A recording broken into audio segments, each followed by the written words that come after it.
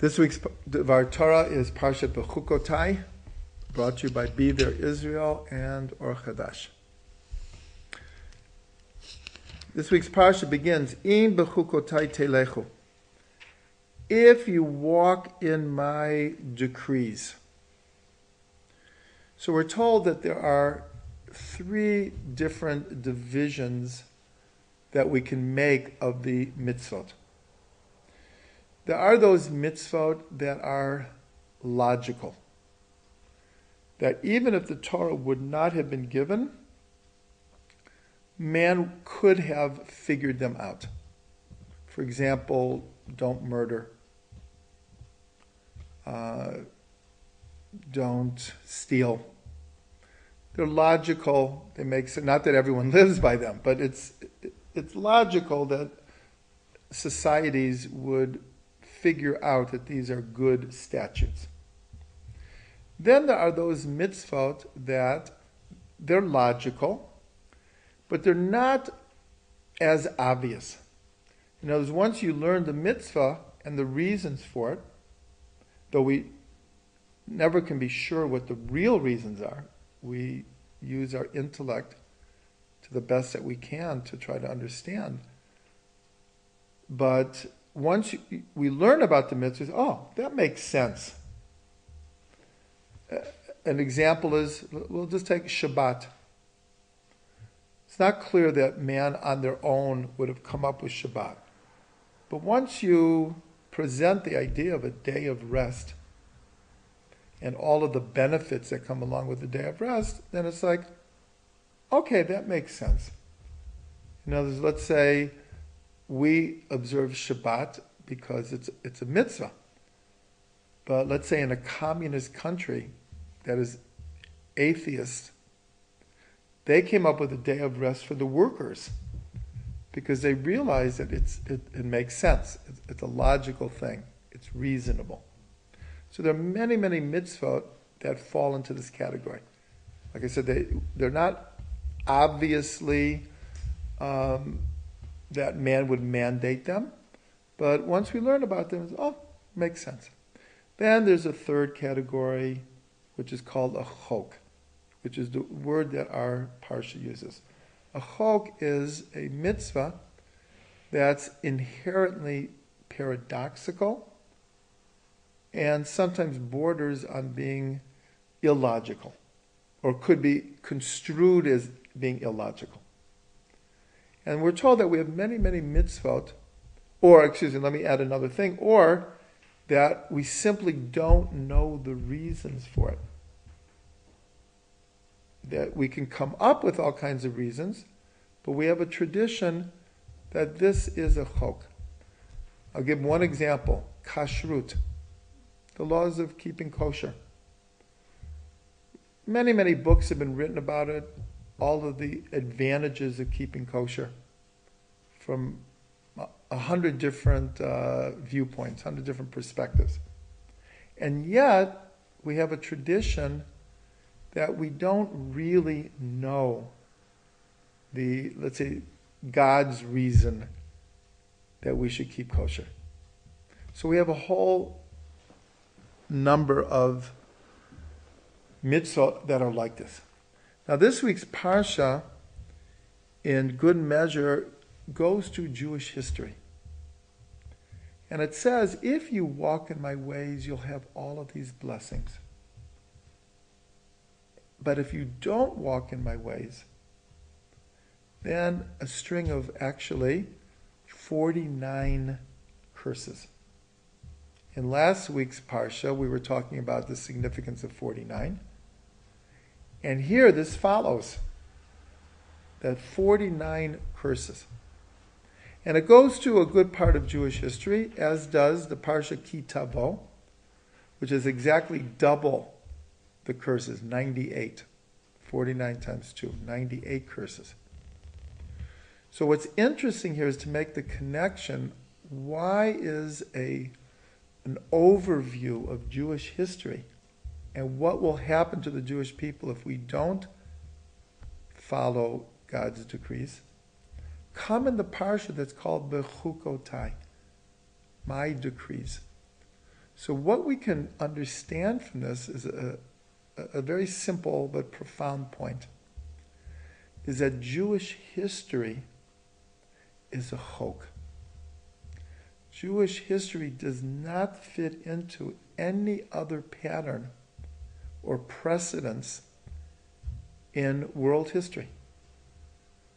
There's no nation that has had a history like ours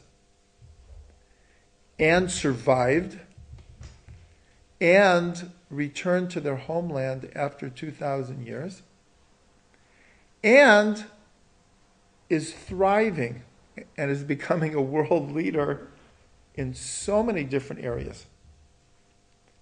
There's absolutely no precedence for this.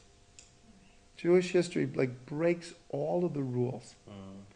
So it's so significant that it comes in this parsha about keeping God's commands, and that it's paradoxical. Now, this is very, very connected to Seder night, the night of Pesach. And it's called the Seder. Seder means order. Now, if you study the Haggadah, there's 15 steps of the Seder. And it becomes very quickly apparent that everything that is happening on Seder night is the opposite of the usual Seder on purpose. All of the usual rules are overturned, and we do things completely different than we do any other night. That's why we have the 4 questions. Manishtana halayla hazeh. Why is this night different than all other nights? And yet, paradoxically, we call it the Seder. So what are we being taught? That the Seder here is a Seder that's above the laws of nature. There is a order of nature, but there's also a divine order that's above nature. And because Seder night is telling us about our miraculous deliverance from Egypt, it's a completely different Seder. And that can be applied to all of Jewish history. Our Seder, the order in which Jewish history has played itself out, has no precedence. It's broken all the rules. A beautiful story is told, and apparently it's a true story. I've heard a number of different versions of it, but apparently it actually happened, that either at West Point or another military academy in America, they studied called modern warfare. Wars of the last few hundred years, and their strategies and how they were won and all of that. At the end of the course, someone asked the teacher, how come you didn't deal with any of the wars of Israel? He said, these are some of the most famous and well-known wars. The 6-Day War, the Yom Kippur War, the War of Independence. So the teacher said, I deal with military strategy. I don't deal with miracles. So he left it out completely. He said, because I don't deal with miracles. And it's true. It's true. If you look at a map, Israel is this tiny little dot surrounded by a huge Arab world and an enormous Muslim world. In terms of numbers, it's like 1 billion Muslims, and there are a little less than 6 million Jews in Israel right now. And we have not only built an amazing country, but we are thriving despite all the obstacles, despite wars every few years, without a break, one after the other. So our history is a chok in the truest sense. And I want to connect this with one last thing, is the idea of covenant. That God made a covenant with Avraham. And the covenant, the sign of the covenant is circumcision on the 8th day. Last week we talked a lot about the number 7. The 7 has to do with the natural cycles of time in days, weeks, months, years, millennium. The number 8 represents one beyond nature. Something that's eternal. And that's our covenant.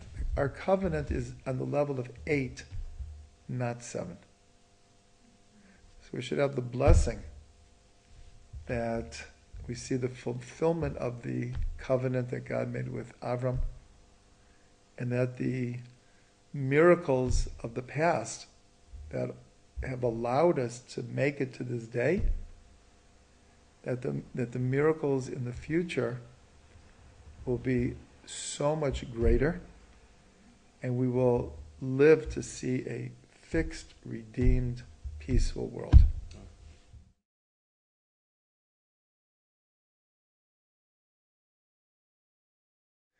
Thanks for watching this Devar Torah.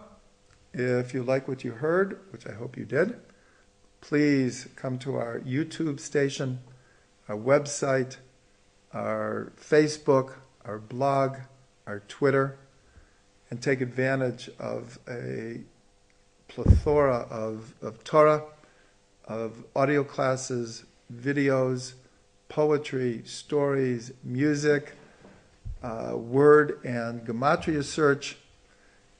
You'll find a lot there, and please share this with your friends. www.thetrugmans.com